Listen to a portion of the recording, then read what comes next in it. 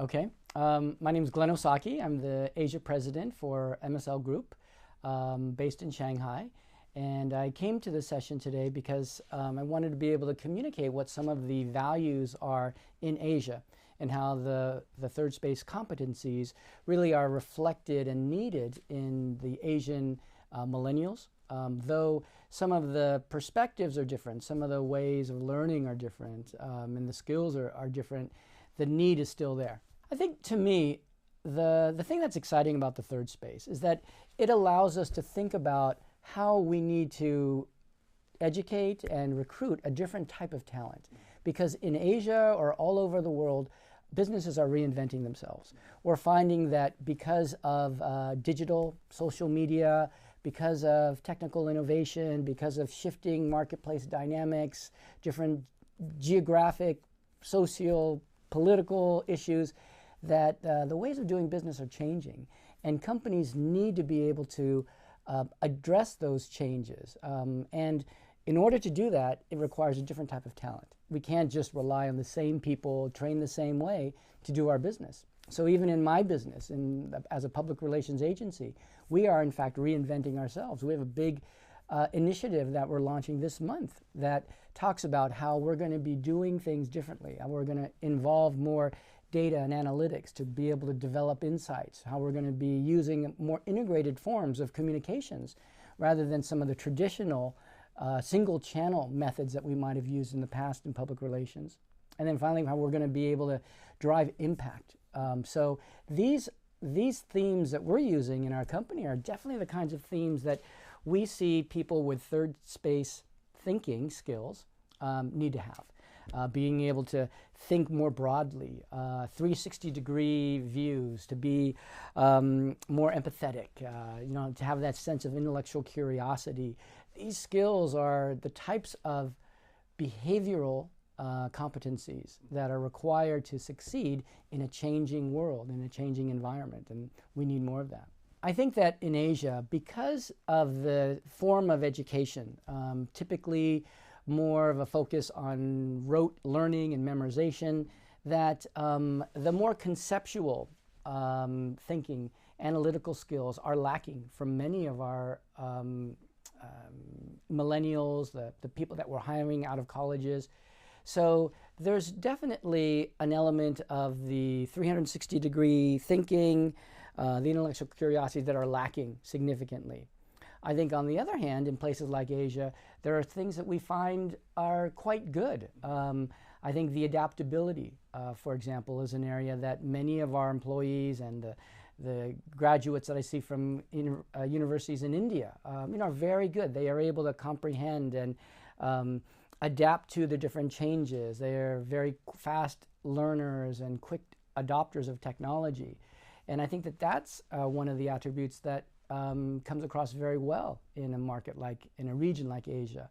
In a market like China, this aspect of cultural competence, I think, is something that we can see, because typically in the Chinese environment, our teams are more inclined to work in teams, and they understand how to be very relationship oriented, how they can be more collaborative, how they can succeed as a group. And that is an important element of third space thinking as well. I think that everything can be taught. So what we're talking about today are certain behavioral competencies that are lacking. And I believe that in the current education system, the way that we teach in a typical classroom environment, the students are not getting those skills because we're not evaluating them or measuring them to try to achieve those skills. But what this session today is showing us is that there are different competencies that are needed in order to succeed.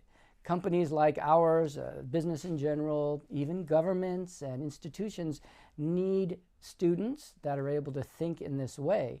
And so we need to figure out how we can do that, how we can teach them differently, how we can use a different type of an environment. And I think this, the Annenberg building here is a very good example of taking a newsroom environment, how we can do something differently to create more collaboration, how we can teach to create digital content, how we can teach students to think differently.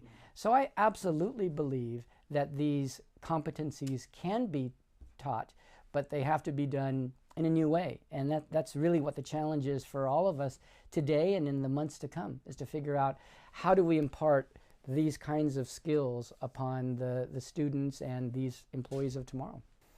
Well, I think that there is an element of this adaptability that does stand out for me, because when I moved to Asia 10 years ago, and we were a very small firm, we didn't have a lot of capabilities or clients or people, so it took an ability to adapt to the market. I couldn't use my US way of thinking, because I'd worked for 18 years here in Los Angeles, same company. I moved to Shanghai, but I couldn't apply those same skills or that same approach to succeed in Asia. So what I had to do is really adapt my style to understand what is the market like in China, in India, in Singapore, in Japan, in Korea, in Taiwan, Malaysia, all of these other markets, to understand, well, what does it really take to succeed?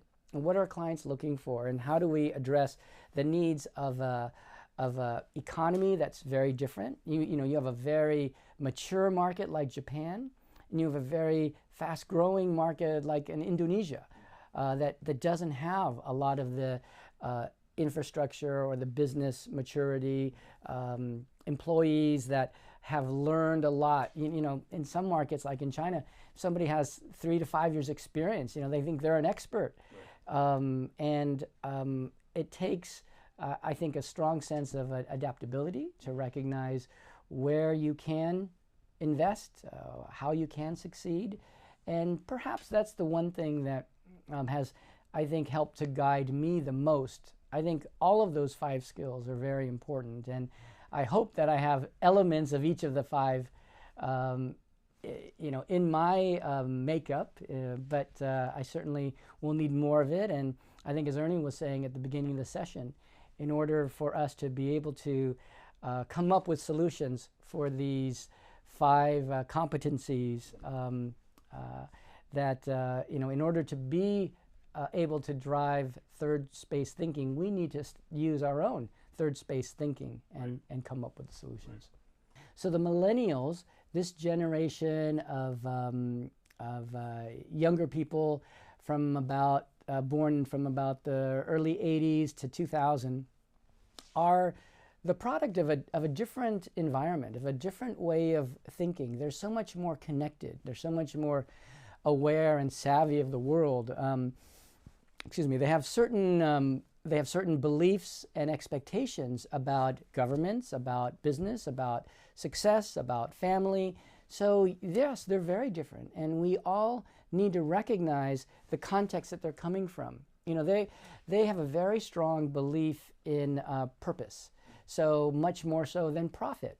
They're not as inclined to want to build a career so they can make a lot of money, but they want to build a career so they can make a difference. They expect that businesses will help to improve the situation that they're in today. They don't expect that governments alone can do it, but they are demanding that businesses take a part. And I think that is a very different mindset. But it's also good that they're not pointing the finger at business and saying, you need to do this, you need to make the world a better place. They're saying, we can do this together. So they want to take a part in working with businesses, and they want businesses to be the enablers, but they're willing to do it themselves. And that's what I think makes the millennial generation a very exciting one. Difficult at times to manage, but very rewarding if we can do it the right way.